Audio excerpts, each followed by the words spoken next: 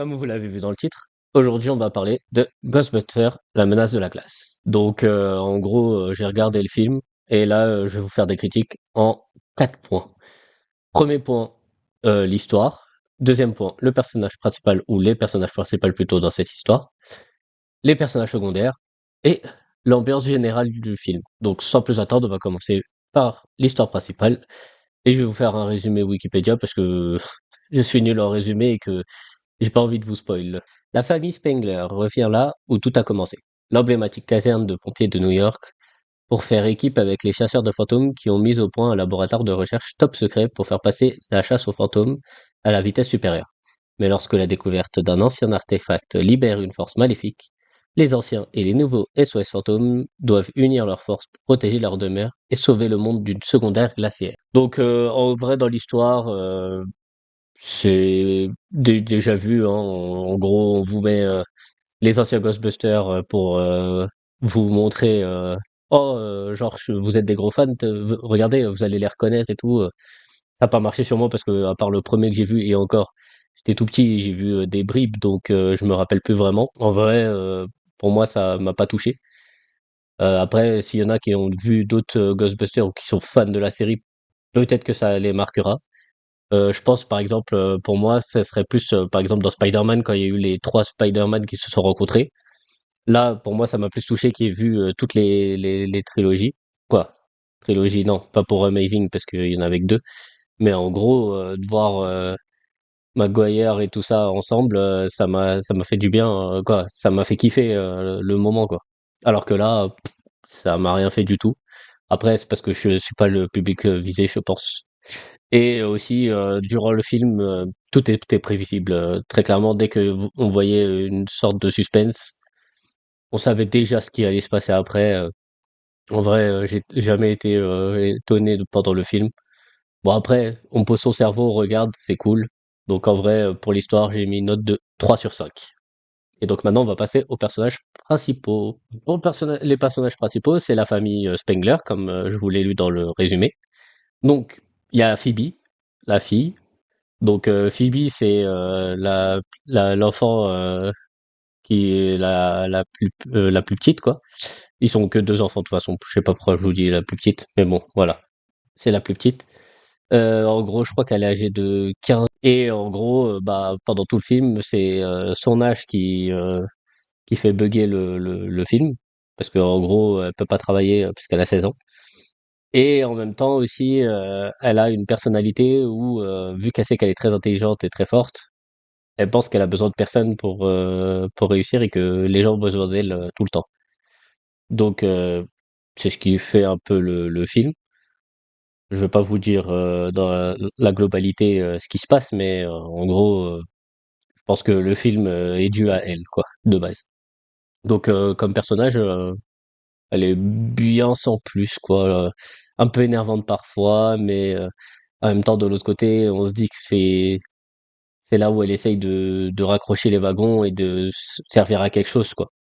Donc en vrai, c'est un personnage mitigé.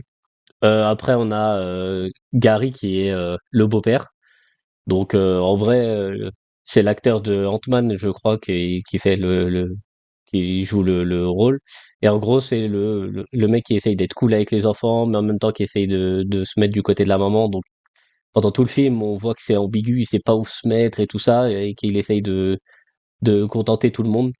Donc franchement, c'est un personnage intéressant dans le sens où bah tu suis son avancement entre j'essaye de me caler avec la maman, parce que d'abord il est avec les enfants, puis après avec la maman, puis après avec les enfants, puis après il essaye de vraiment se situer et de se positionner correctement. Ce qui est cool parce que en gros ça fait un personnage un peu qui sait pas où se placer et qui essaye de trouver sa place. Un peu comme Phoebe que je vous ai dit avant, mais Phoebe elle sa place elle est déjà faite vu que c'est sa famille et tout ça, alors que l'autre il doit le faire. Ensuite, on a Cally qui est la mère. Donc Cally, c'est la maman intransigeante qui essaye de faire en sorte que ses enfants ne la suivent pas alors qu'ils sont là dans tout le film, quoi. Donc en vrai, elle essaye d'inculquer des bonnes valeurs à ses enfants, donc c'est cool, mais c'est pas elle qui fait avancer l'histoire, quoi. C'est plutôt Gary et Phoebe. Et alors Trevor, le dernier, le fils, donc je crois qu'il a 18 ans. Ouais, je crois que c'est ça. Alors lui, il sert à allez, quasi à rien. En gros, on le voit chasser un fantôme dans la baraque. La mère qui lui dit ouais bon tu te débrouilles tout seul maintenant que t'es grand, t'es majeur, tu te débrouilles quoi. Donc en fait lui c'est plus pour être là pour dire ouais, voilà maintenant que t'es majeur, tu dois faire des trucs par toi-même, essayer d'élever le spectateur un peu plus dans sa connaissance et tout. Mais en vrai dans tout le film ça sert à rien. Donc en vrai Phoebe et Gary ils gèrent tout, hein, ils carrient tout le film à eux deux. Donc j'ai mis une note de 3,5 sur 5 pour les personnages. Parce que, en fait, il y en a 2,5 qui sont bien, et le quatrième, je sais pas, il est là pour être là. On va passer au personnage secondaire. Donc pour eux, bah, il y a le dragon des égouts qui commence le film et finit le film, on va dire. Sans compter le grand méchant de l'histoire qu'on voit au tout début. Mais en gros, oui, il commence le film et il finit le film. Bon, ouais, super. Alors, en gros, il a pas trop servi à grand chose. Bah, il y a le mec de la boutique d'antiquité qui aussi fait partie des Ghostbusters. Donc je pense que là sur ça, vous allez euh, vous allez dire qu'il sert à rien, mais un peu quand même. Genre, il essaye quand même de faire en sorte que les anciens reviennent dans le jeu pour qu'ils puissent faire l'alliance entre les anciens et les nouveaux. Ensuite, il y a le petit assistant, j'ai noté quoi? Podcat. Ouais, lui, ça sert à rien du tout. C'est l'assistant comment ça s'appelle? De l'antiquitaire. En gros, il y a pas de truc autour de lui, à part qu'il fait semblant à sa mère que il a un voyage dans une fusée ou je sais pas quoi, il fait un truc de lancement. Mais sinon, rien du tout, il est pas développé, il est là, il suit, on n'en sait pas plus sur lui. En plus, des fois, il est un peu ennuyant et tout, donc en vrai, il sert à rien. Donc il y a une fantôme qui s'appelle Mélodie. Elle, bah, elle fait partie de l'intrigue, donc assez plaisante à suivre et tout.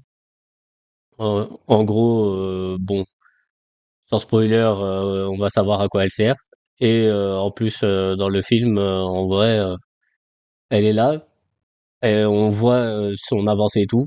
Des fois, on comprend pas trop et tout, mais en même temps, en gros, il y a eu une explication à la fin, donc on comprend un peu mieux pourquoi il se passe des trucs.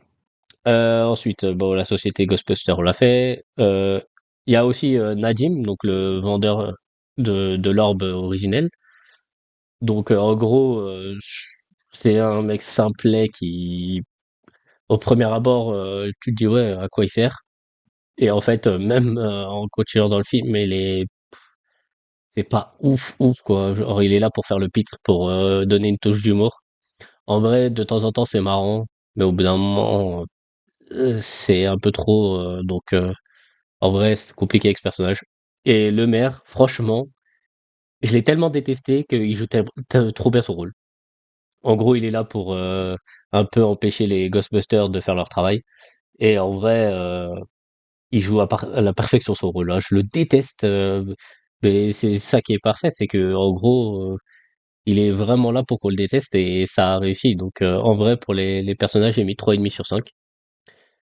Et ce qui concerne l'ambiance, donc on va se rejoindre pour l'ambiance. Gros, pour l'ambiance, pour au niveau de l'ambiance générale, les musiques et tout, ouais, y a pas trop. Mais c'est assez cool de voir que pour une licence assez vieille, ils l'ont modernisé. Donc il y avait des réseaux sociaux, il y a des drones, il y a des voitures télécommandées dans les attaques. Genre c'est pas juste le petit, je sais pas comment on appelle ça, comme Luigi's Mansion, il a son aspirateur. Eux ils avaient un truc comme ça, mais avec un laser et tout. Bah là, en gros, il y a des drones qui peuvent aspirer les trucs, il y a des voitures télécommandées, genre vraiment, il y a des trucs assez cool, quoi. Et je sais qu'aussi, il y avait un truc sur une allusion à Booking, donc en vrai, ça peut être drôle de moderniser le truc qui est un peu ancien. Donc en vrai, ça, j'ai apprécié parce que je me suis dit que c'est dans l'air du temps et qu'ils se sont bien intégrés. Au niveau du rappel des autres films, on voyait que dans le JT, il y avait la comment ça s'appelle? La Statue de la Liberté qui marchait dans New York, ce qui représente le premier film, je crois. En tout cas, c'est celui-là que j'ai vu. Je pense que c'est le premier, si je dis pas de bêtises. Après, s'il y a des connaisseurs, dites-moi dans les commentaires. Donc, en gros, faire un JT avec le retour du premier film, mais dans le JT et tout, ça peut être classe et tout. C'est comme si, bah, je reprends l'exemple de Spider-Man, c'est comme si dans Spider-Man, on voyait dans le JT, je sais pas moi, le bouffon vert ou l'homme sable, des trucs des anciens films et tout, ça pourrait être cool, quoi. Et aussi, j'ai vu qu'il y avait un faux raccord à un moment où, en gros, il y a la rampe des pompiers, je sais pas comment ça s'appelle. Vous voyez le tuyau où ils descendent comme sans rappel quand il y a les trucs là, quand il y a les interventions. Et en gros, bah, à un moment ils l'ont coupé et deux ou trois scènes plus tard, on le voit, il est en entier alors qu'ils l'ont coupé. Et aussi, en gros, il y a aussi comment ça s'appelle? Les autres petits monstres là qui, au début du film, on dirait qu'ils sont tout mignons et tout, et en fait finalement, il y en a un, il est beaucoup plus stylé que prévu. C'est le fantôme qui, comment ça s'appelle? Qui, en gros, saute de objet à objet pour pouvoir les contrôler et tout. Qui fait aussi partie du film. D'ailleurs, j'aurais pu le mettre dans les personnages secondaires.